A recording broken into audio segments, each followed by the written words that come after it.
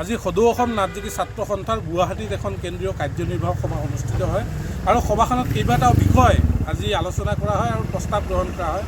ইতিমধ্যে সদৌ অসম নাটযোগী ছাত্ৰ সন্থাই প্ৰতি বছৰৰ 20 ছেপ্টেম্বৰ তাৰিখে কেন্দ্ৰীয় শ্বহীদ দিৱস অনুষ্ঠিত কৰি আহিছে আৰু এই বছৰ কেন্দ্ৰীয় শ্বহীদ দিৱস নগাঁও জিলা নাটযোগী ছাত্ৰ সন্থাৰ সহযোগত নগাঁও জিলাৰ বেবেজীয়া জামুগুৰিত শ্বহীদ মনবৰনাথ প্ৰতিমূৰ্তি স্থলীত অনুষ্ঠিত কৰা হ'ব। তাৰ সমান্তৰালকৈ যিহেতু আগন্তুক কেইমাহমানৰ পিছতে ভাৰত চৰকাৰে জাতিগত হিচাপে সমগ্ৰ ভাৰতবৰ্ষত লোকপিয়ল আৰম্ভ কৰিব, গতিকে আমি সমগ্ৰ অসমৰ নাটযোগী জনগোষ্ঠীৰ মানুহসকলক, বিশেষকৈ যিসকলে নাটযোগী জনগোষ্ঠীৰ লোক কিন্তু তেওঁলোকে বৰা, চহৰীয়া, হাজৰিকা ইত্যাদি উপাধি লিখি আছে, তেওঁলোকলৈ আমাৰ আহ্বান থাকিব তেওঁলোকে যাতে এই লোকপিয়লত তেওঁলোকে নাটযোগী কথাটো উল্লেখ কৰে। আৰু সমান্তৰালকৈ আজি আৰু বিষয়বোৰ আলোচনা হ'ল যে আমাৰ সদৌ অসম নাটযোগী ছাত্ৰ সন্থাৰ যিগৰাকী মুখ্য উপদেষ্টা লক্ষণনাথ ডাঙৰীয়া তেখেতে অব্যাহতি বিচাৰিছিলে আৰু আজিৰ পৰা কাৰ্যকৰী হোৱাকৈ তেখেতক আমি অব্যাহতি প্ৰদান কৰিলোঁ।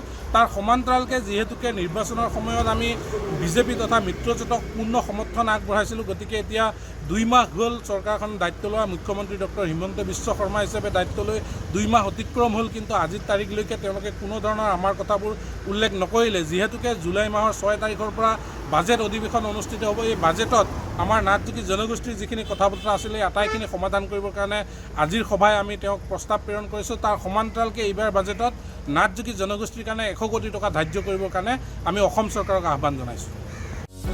যিকোনো খবৰৰ বাবে যোগাযোগ কৰক আমাৰ এই নম্বৰত 9181 307 2221।